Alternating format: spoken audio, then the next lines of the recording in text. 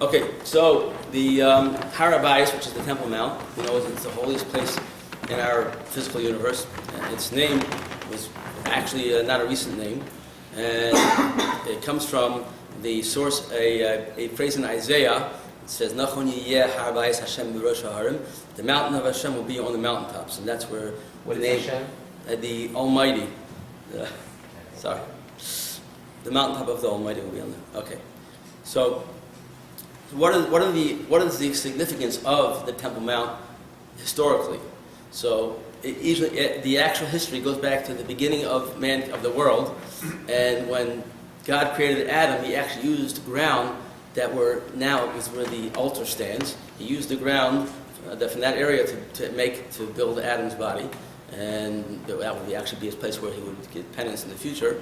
So it was very significant. Also, we know that in the Bible, when Abraham was told by God, the Almighty, to sacrifice Isaac, his son, this was the place he went to sacrifice Isaac. And again, a few weeks ago in the Torah portion of the week, we just talked about how Jacob went to sleep after leaving his father's house after 14 years of yeshiva. He slept in this place, and it came about that he realized after the dream that he had of the ladder going up to the heaven, that this place was also the Temple Mount, and even then it had holiness, and he felt that if he would have known that it was holy, he wouldn't have slept there. So now let's see what the historical metamorphosis, so to speak, of the temple itself. Initially, the temple started out as a tabernacle. What happened was the children of Israel, the Jews, they sinned with the golden calf, and therefore, until then, God had direct manifestations to the Jews. God realized that they weren't able to handle that, so He told them to build this tabernacle, which would house the divine presence. And this tabernacle was a temporary structure, and it was a similar layout to what the temple is, but somewhat different and smaller. And it had the holy objects that we know about. We had the menorah, which of course is celebrating Hanukkah tomorrow night, which is actually significant because the actual Mishkan, the tabernacle, was completed on the 25th day of Kislev tomorrow night. So it's interesting. It's significant that we're talking about it the day before it actually was dedicated. And also, actually it wasn't officially dedicated then, but what happened was God said, I will soon give you a holiday that will actually really celebrate the dedication of the tabernacle, which of course is the holiday of Hanukkah. The original dedication was actually done in the beginning of the month of Nisan. Like I said, there was this tabernacle, and it was the center of the children of Israel. Actually, when they traveled, that was called the camp of the Shekhinah, the Machane Shekhinah. And around the Machane Shekhinah, the camp of the Shekhinah, the holy presence, was the camp of the Levites, that's where the priests were. And then around that was called the camp of the Israelites, which I think you all maybe have learned something about that before, and that will have significance later on in the temple itself. It was the place where the sacrifices were brought in the tabernacle, and the tabernacle went with the children of Israel throughout journeys in the desert, in the wilderness for the 40 years, and also into the land of Israel. And there was a promise by God that eventually this would have a permanent structure, but the structure would not be able to be permanent until there actually was that all the wars that had been fought were finished and they would be rested. Then they could actually start and build the holy temple, which is only a temple of peace. And therefore, so it was quite a few years, over 40 years, until they actually happened. And for quite a few years, after it went wandering through the wilderness and into Israel, it actually stopped in a place called Shiloh. And once it was in Shiloh, which was there for 369 years, which was quite a long time span, they actually made more of a permanent structure there. It was made out of stone, and but the rest of the configurations were the same. It's interesting that also we are talking about the holiness of this place, whether it's holy or not. But everyone agrees that Shiloh itself, which they now have found archaeologically, more or less where the place was, that once the Mishkan, the tabernacle, left Shiloh, there was no holiness at all. It's sort of like the Mount Sinai, when the Jews got the Torah, where it was at the time of giving the Torah, the Jews were not allowed to approach the mountain. But once the Mount Sinai had finished what it had its duty, the holiness left, and it was totally a mundane area. Anybody can walk there. The same thing with Shiloh is that anyone can walk there presently, and there's a lot of interesting finds that they have found there, based upon this. So David HaMelech, King David, was the one who finally finished all the wars that Israel had to fight, and he bought the area from an Ammonite, Jevusa rather, that would be the actual place of the temple, which he knew by prophecy where it was, and he prepared, he did a lot of purchasing, he made materials ready, and then he passed away, and he entrusted the actual building to his son, King Solomon. And actually, so that was built, it lasted for over 400 years, and at one point, though, the Jews perpetrated what is called the three cardinal sins, and therefore God had to destroy the temple, and that temple had gone for 70 years. We were without a temple. During that intervening period, the story of Purim happened, and after the story of Purim, that's when the kings of Persia, which had given permission to go back to Israel to rebuild the temple, but interveningly there was problems, and people, the story of Purim got in the way, and after the story of Purim, so the next king actually gave permission for the Jews to go back to Jerusalem and to rebuild the temple. And so Ezra the scribe was the one who actually, with the help of the prophets Zechariah Malachi and Chagai Zechariah Malachi, he actually went ahead and started the rebuilding of the second temple. It wasn't the structure that we've seen, the last structure. It was actually not as well built as the last of the structure, which I'll go into. But as a result, people came back to Jerusalem. Actually, Jerusalem was actually what we called almost a Wild West town in a sense, because in those days, in order for you to live in a place, you had to have a wall around it. Otherwise, it could be subject to marauders and bandits and wild animals. At that time, Jerusalem had no wall, and so they had to. So one of the things that Ezra did is he hired security guard force, so to speak, that guarded the Jerusalem until they actually were able to build the wall. And then people saw that there was a wall around Jerusalem. They all started coming back. Unfortunately, most of the Jews did not come back. They say if most of the Jews had come back at that time, then the Messiah would have come at that point in time. But since they didn't, so unfortunately we're in the state where they are today.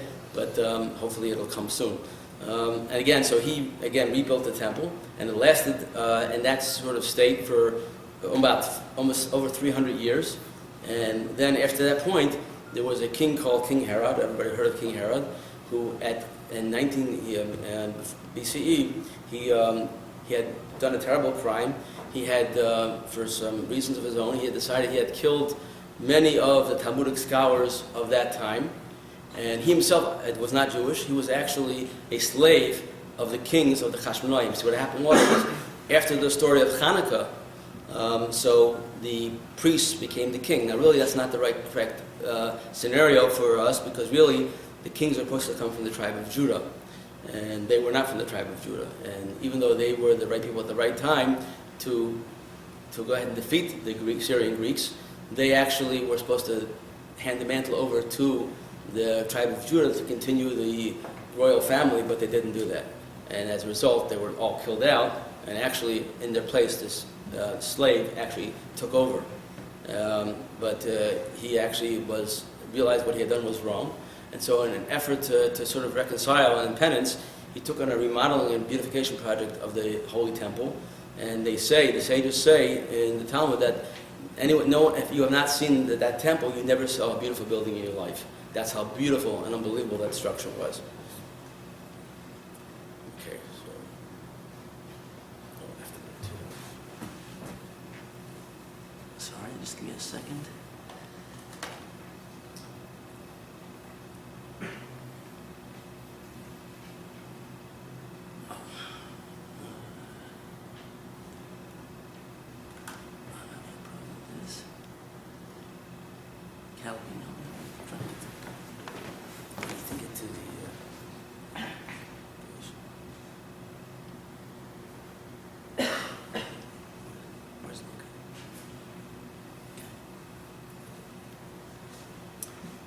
Okay, so I'm going to give you a little bit of a short geography lesson on the actual area of where it is. So, so it's surrounded. So it's on a hillside, and there's a valley on one side, on the west, on the eastern side, it's called the Kidron Valley. It runs over here. Actually, running into the eastern part of Israel. Then there is an area called the Tyropian Valley, which was the valley that was in front of the western side of the temple. And as you know, we mentioned before, there was an arch and bridge there which was used to get from the house in this area of Jerusalem to the temple. As you can see, and in this area over here was where the temple actually was. As you can see, here are the outer walls of the temple, this doesn't so exact proportionally, but this is the 500 cubits by 500 cubit area that was the Temple Mount itself. And inside the Temple Mount was the area of the actual temple itself, which is over here. And around it was the Chaim, and it was the Ezra's Nashon, the Azara, and then there was the altar. There's the actual structure of the temple, the sanctuary itself. As you can see, there was the city of Jerusalem surrounded over here, and over here side was the Mount of Olives. As I mentioned before, the Mount of Olives was the place where they burnt the red heifer, and they needed to be able to see directly into the temple. As I mentioned, the gate of the temple in this area was lower, so they could see through right into the holy and sanctuary itself.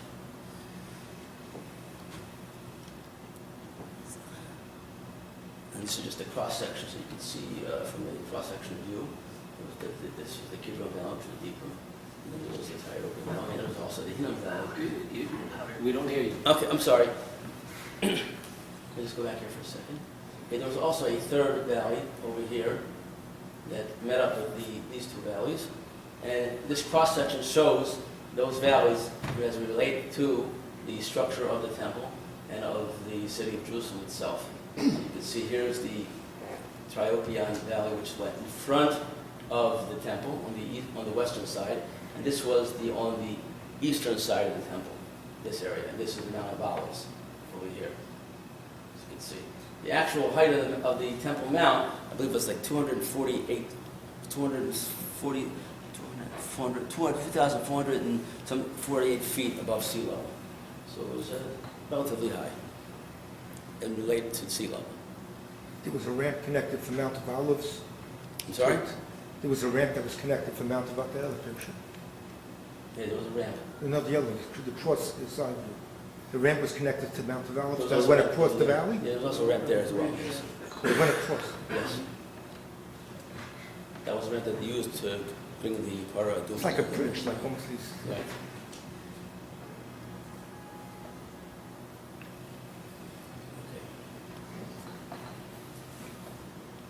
Oops, I went backwards. Sorry about that. Okay, so now we're going to get to the sort of the crux of the discussion. Now that we have a little bit of a historical background, so we know that we have to have a certain, like I said, decorum for entering the Temple Mount, and there are certain criteria which we need in order for us to be able to enter. One of the main criteria is a person can't be spiritually impure, and it's a very severe penalty if a person willingly transgresses that, and it's called the punishment of kares, which I'll go into a little bit later, which is loosely called spiritual excision. Also, there is a commandment that the Temple Mount itself, you have to act in a certain way, and you have to, so these are certain criteria you need. Like I said before, you have to be there for a specific reason, which means you have to be there either to pray or to bring a sacrifice. You can't come in with a cane, a walking stick. You can't wear your shoes. You can't have a wallet, or it's a money belt or a money bag. You can't have dirt on your feet. You can't spit in the Temple Mount. You can't sit down. Only the house of David was allowed to sit in the temple. The king. You can't use it as a shortcut. Let's say you need to get from the Mount of Olives to Jerusalem real quickly, and there's a bridge. Well, let me just run through the temple and I can get there. Now how to do that? You also must show reverence to the temple in other ways, respectful and to your demeanor. You can't go sightseeing in there. You can't use it for political purposes. You can't use it as a soapbox if you want to complain about something. It's only for spiritual purposes.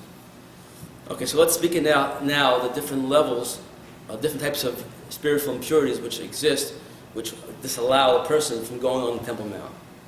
So the first one I'm going to mention is called the Mitzorah, which means someone who has a certain spirit. By the way, it's not leprosy. People always say that the tzaras, which is the spiritual disease, is leprosy, but it's not leprosy. It's something, I guess it's probably similar in a sense, but it's the disease that person would get on his body from improper speech.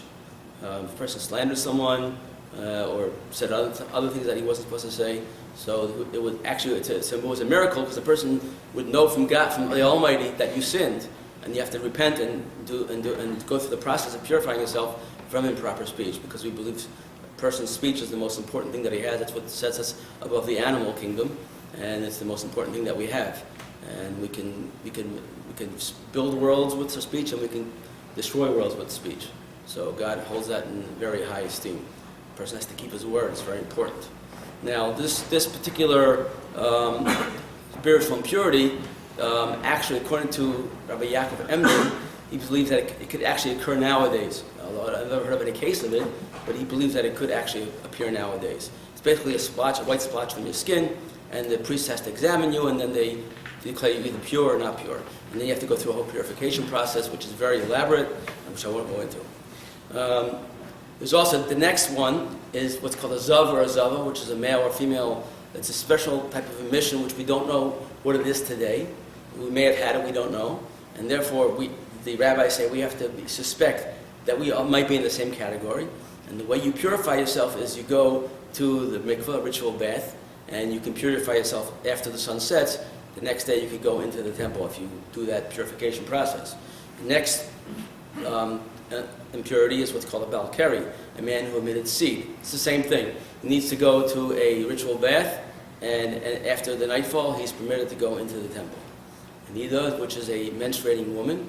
A menstruating woman is now going to go into the Temple Mount, and once she finishes her period and she goes to the mikveh at night, she's then permitted also to enter the temple. Now there's another impurity for it's called the yoledes. This is a woman who gave birth. He has to, depending on what you gave, if he gave birth to a man, to a boy or a girl, there's different lengths of time you have to wait. Once that requisite time has completed, then she goes into the mikveh, and she also has to bring a sacrifice as well, and then she's allowed to enter the Temple Mount also.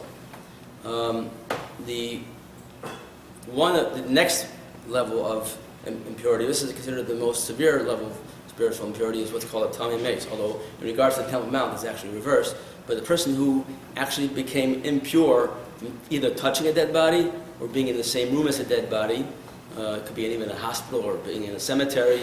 And as we saw before, the Temple Mount was built on these archways so that that type of impurity would never reach the Temple Mount, because there would be any dead bodies underneath the Temple Mount. It would cause the Temple Mount to be impure.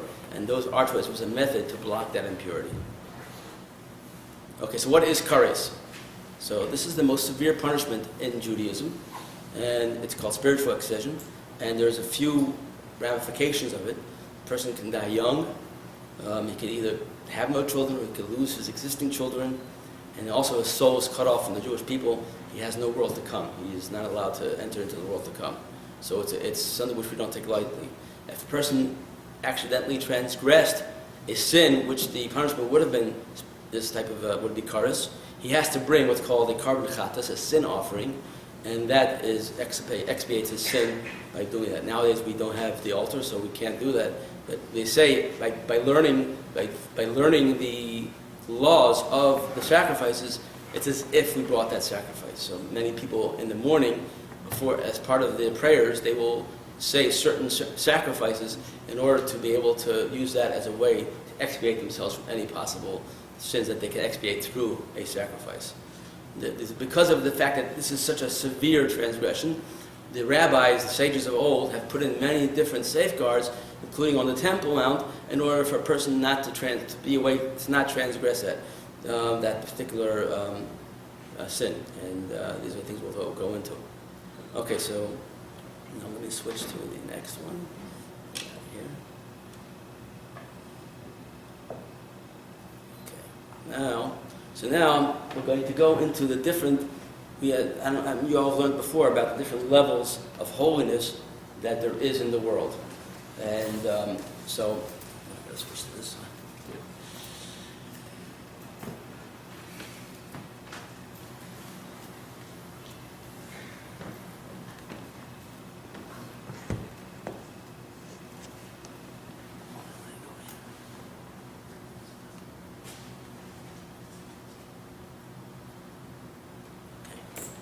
So if I could just ask a question, could you clarify again, if so, that going up to the Temple Mount, so if someone is what you refer to as a Tamei Mei, someone who became ritually impure by being in, touching or being in the same overhang as a dead body, which we all are, which you all have, so then it's, if you would go onto the Temple Mount in areas specifically, which you're going to talk about now, so then there's a, the Torah, the Bible says that there's a punishment of kares, which you said is very severe, so obviously we don't want to have anything to do with that. Right. Okay, so very good. And in fact, is the Temple Mount now, does it have sanctity? Okay, so we'll go into all of that. Okay, That's very good. I'm that's- ready to discuss this. I really wanted to know. Yes, this is all going to be discussed as far as whether it does or doesn't. But first of all, I'm going to try to show you when the Temple Mount was in existence, what were the different levels of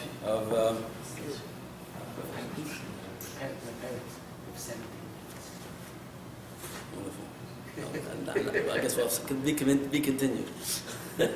Okay, so the first level of holiness is the land of Israel. By the way, this is just the way Israel looks nowadays. Actually, the real land of Israel, from a biblical standpoint, has a little bit different configuration, but includes most of what's shown here. And the land of Israel itself has holiness because you can bring from anywhere in the land of Israel, there are certain sacrifices which need grain, for instance. That grain can only be grown in the land of Israel and not anywhere else. So that's the first level of sanctity.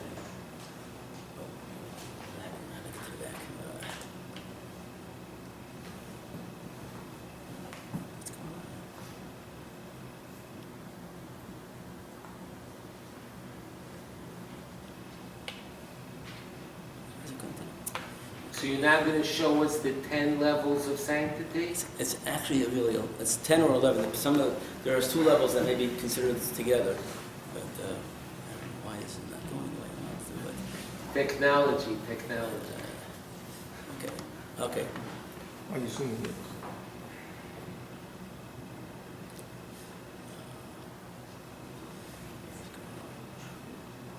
Why is it doing this?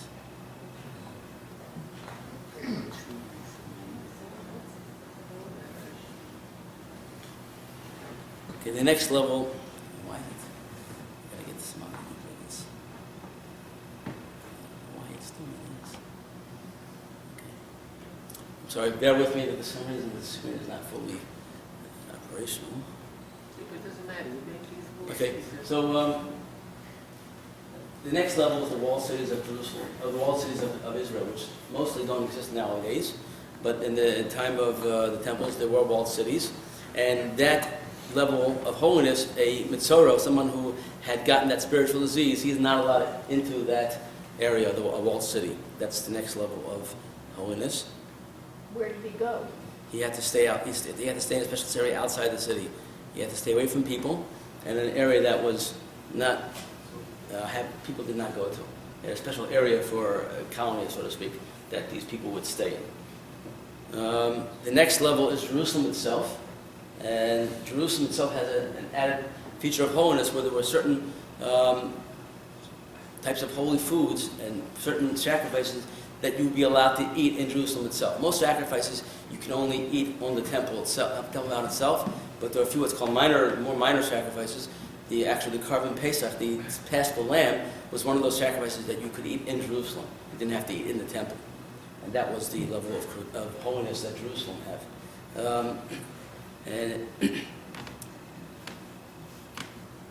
And actually, this has the official title of the beginning of the camp of the Israelites. As we mentioned by the Mishkan, there was those 3 camps. This is what's also known officially the beginning of the Machane Yisrael, the camp of the Israelites.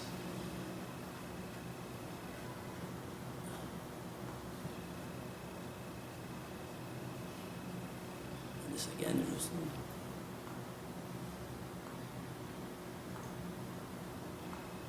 Okay, as you can see, this is the actual area of the old city of Jerusalem, which is the part we're talking about. The modern city of Jerusalem would not have the holiness of Jerusalem, just the area surrounded by the walls of Jerusalem.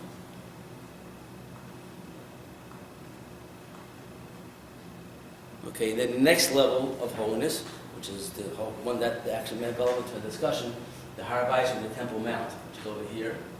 That was on the eastern part of Jerusalem, and that area, as we know, the people who had the bodily impurities that we mentioned previously were not allowed up on the Temple Mount, which is of course, the penalty, the severe penalty of kares. Okay, this is just a more close-up view. Okay, then the next area of holiness is called the Chel, which is a small 10-cubit area. Actually, people say it was actually larger on this side, but on this side it was definitely 10 cubits. And that area was the area where, at that point in time, a non-Jew was not allowed to be entered there. I think you also saw there was a sign that was discovered archaeologically, which had in Greek description saying non-Jews are not allowed to pass this point. Page 10 of In the cutouts. source sheets. Right. And also there was a thing called the soreg around it, which was a gate, which was a fence, so people would know we're about to enter an area of higher holiness.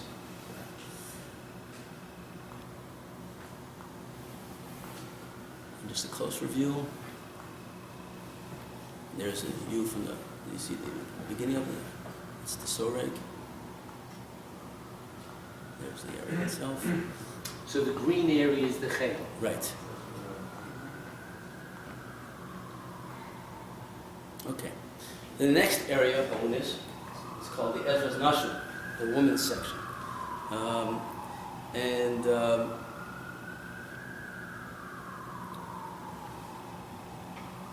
So if a person had a certain, let's say, spiritual impurity, and one of the things they needed to do was to bring a sacrifice in order to expiate that impurity. He already went to the ritual bath. They wouldn't be allowed to go into this area until the altar, until they actually brought that sacrifice. And in this area, there were offices that were used for certain specific purposes. They had a place where they would check the wood to make sure there was no worms inside of them, and other area things as well. And that was the next level of holiness. You can see it as a side view.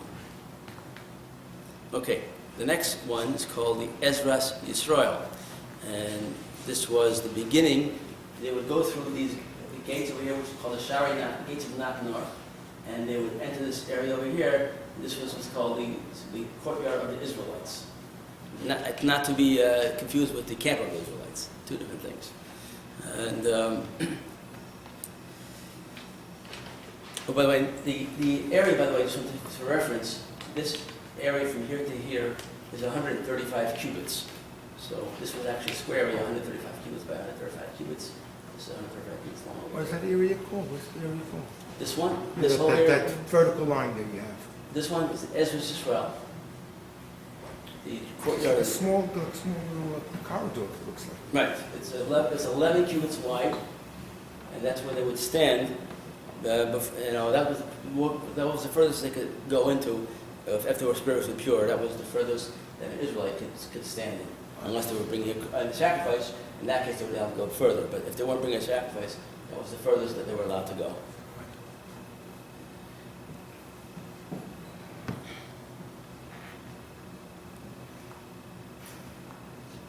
And there you can see a view from that section, so you can see exactly where they were standing.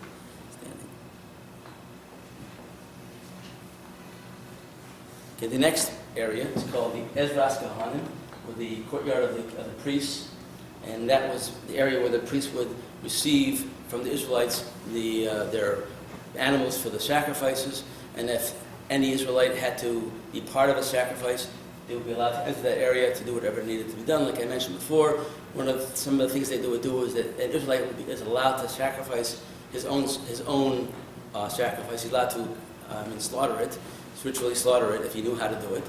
Also, there were certain types of sacrifices where you had to rest your hands on top of the animal before it was slaughtered. It's called smicha, and that's where you'd go in for that purpose.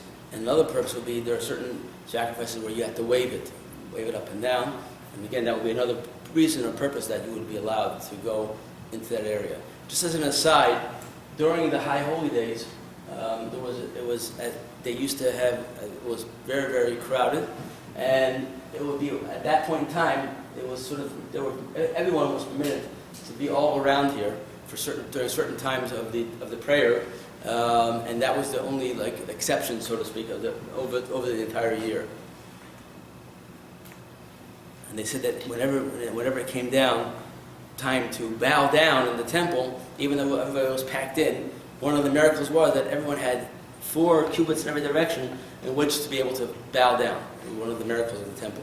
There was actually many miracles that occurred in the temple, and in the second temple there were less miracles than the first temple, but there were miracles in there as well that could be seen, so that you could feel the divine presence because of those miracles.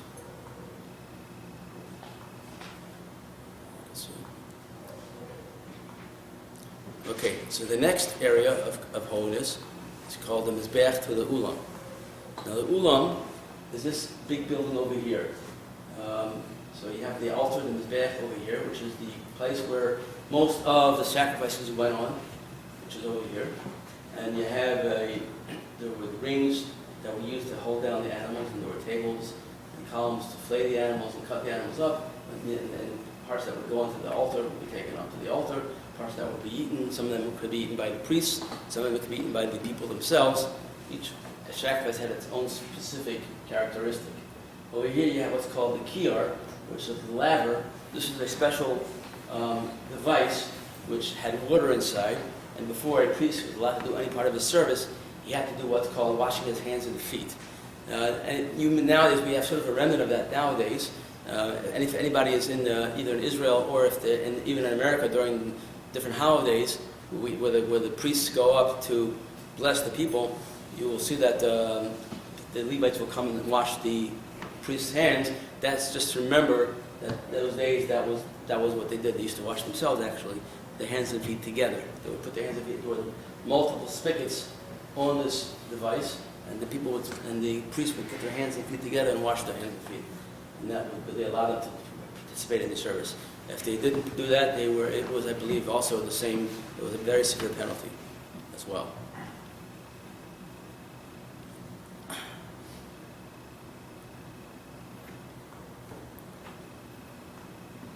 Okay, now it's really the ulam. Now, from the ulam, which is, okay, so the ulam is right over here, this narrow area here, and the rest of most of the rest of the temple was the next level of holiness, and in order to go in there, now a kohen who was either a person who had a bodily problem which made him not allowed to do the simple service, he wouldn't be allowed to go in there.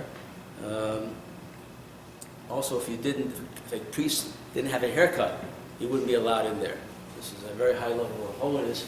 And since most of the actual service in the temple was done in that area, and it was very, very strict as far as who would be able. The whole area is called the Ulam? The whole Ulam is just here. What's the rest of it? This all has the same holiness, this whole area. Except for, you'll soon see there's one area here which would be... What is it called? Huh? To the left. Yeah, this area behind, in other words... The rectangle says Ulam. What's about the rest of it? This is... Yeah, I'm Heichel? going to go. Yeah, that's the Heichel. Oh, that's the Heichel. Yeah, so... What's the function of the Ulam as opposed to the Heichel? The Ulam is basically an entranceway. A corridor. Sort of a corridor, and actually they say that there was actually some chambers here, chamber of the knives. The priests used to keep their knives in chambers in the area of the Ulam. So it's a very high, very magnificent looking Is there a structure. partition between the Ulam and the There's Heichel? doors. You'll see there's Oh, doors. There's a partition there.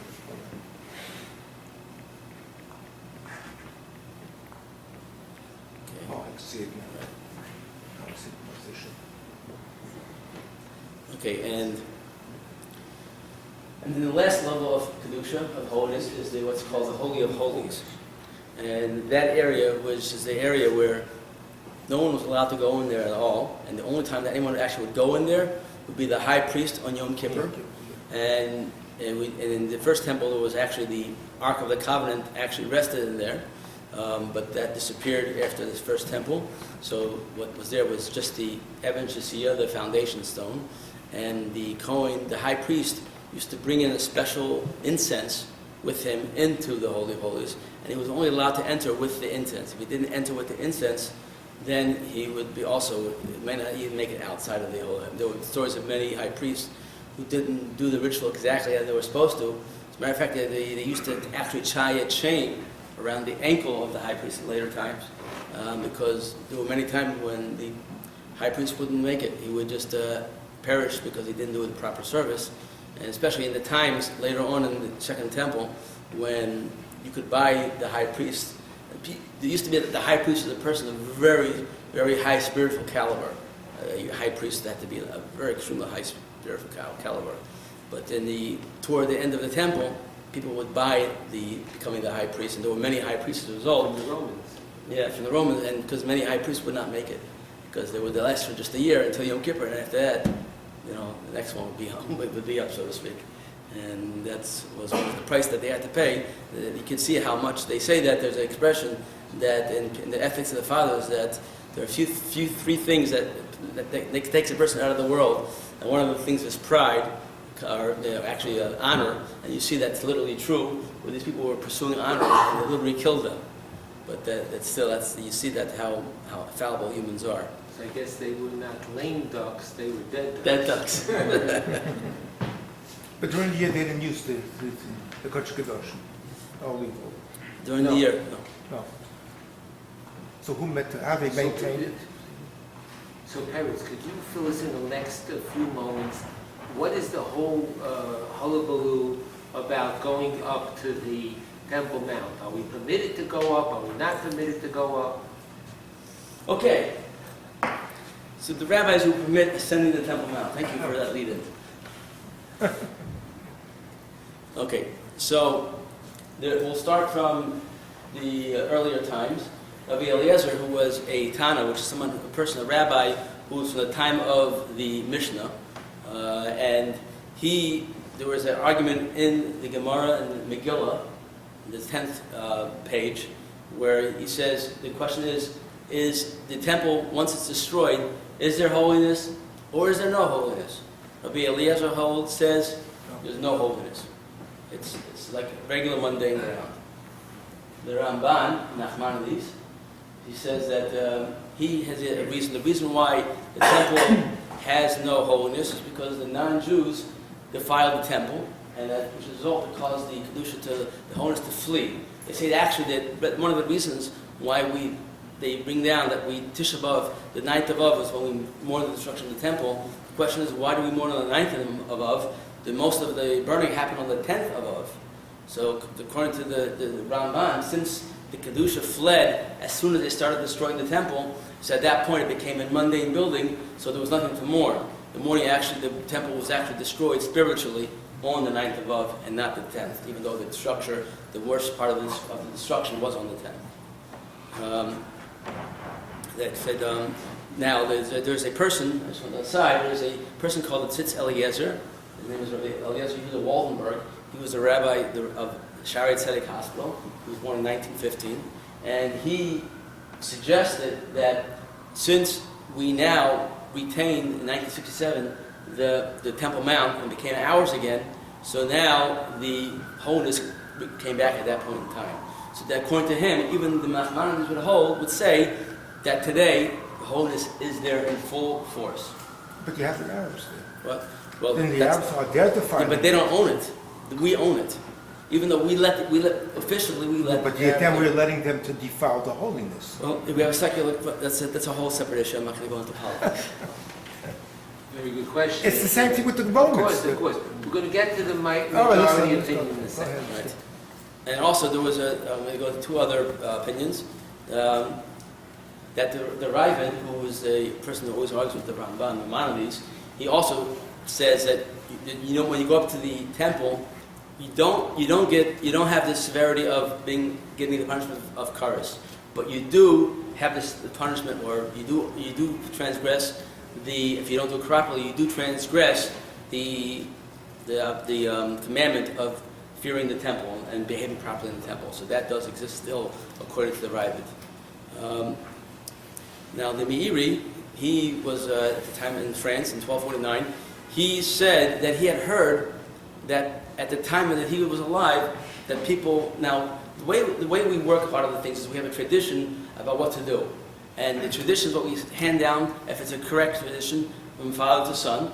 And he said the tradition in Jerusalem at that time was to ascend the Temple Mount. That's what he heard.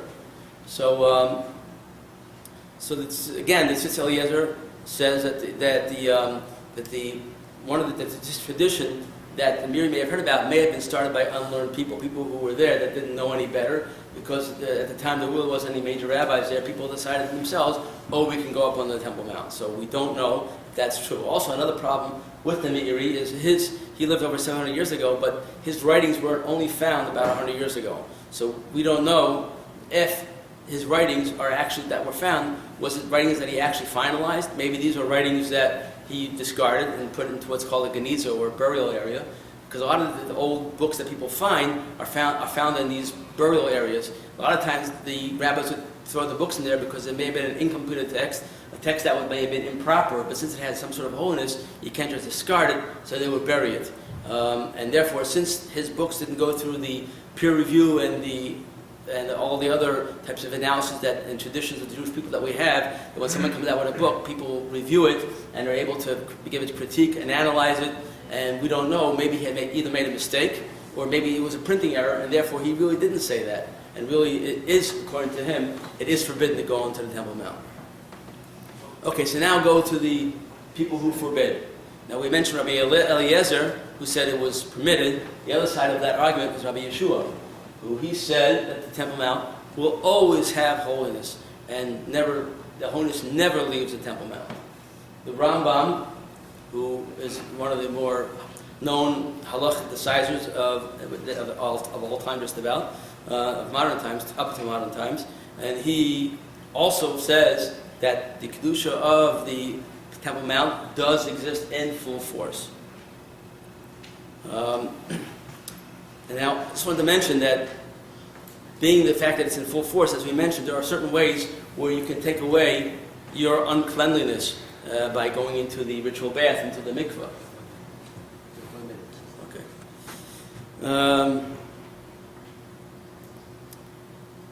What about today? The bottom line for a Jew sitting here today in this audience, what is the bottom line? The bottom line is, and I wish I could go into the rest of this, but I guess I can't. Cannot go into it. Okay. And the bottom line is that Jew nowadays is not allowed to go onto the Temple Mount. The holiness is still there. We are all considered defiled by dead. We don't know the exact location of where the actual part of the temple that is actually forbidden for somebody who has the impurity of a dead person. So we might tread on the wrong place. The purification ritual that for the place that you might be allowed to be permitted is very involved. People really don't know how to do it, and people might be lenient in that and cause themselves to be, again, to transgress the sin. And also, according to one of the rabbis, it still wouldn't even help, because as long as a person has the impurity of a dead body, he can never take off any other impurity. So you still so even by going into the ritual bath, it doesn't do anything to you based upon that rabbi. Are there any bona fide decisors of Jewish law that permit going up to the Temple Mount? I'm talking about world class. There are no world-class rabbis who permit going on the Temple Mount. There are a minority of rabbis that are agitating for nationalistic reasons to ascend the Temple Mount. These individuals have no stature whatever in deciding halacha or in the halacha community whatsoever, and therefore are not to be reckoned with. And if you listen to them, you're going to be possibly suffering severe consequences by the Almighty, which we don't want to do. And that's why one of the reasons why we don't want to go on the Temple Mount. Thank you all for listening. Thank you so much. Okay, so we're going to, first of all, would like to thank Peretz, Chaim, Levin. Let's all give them a big hand.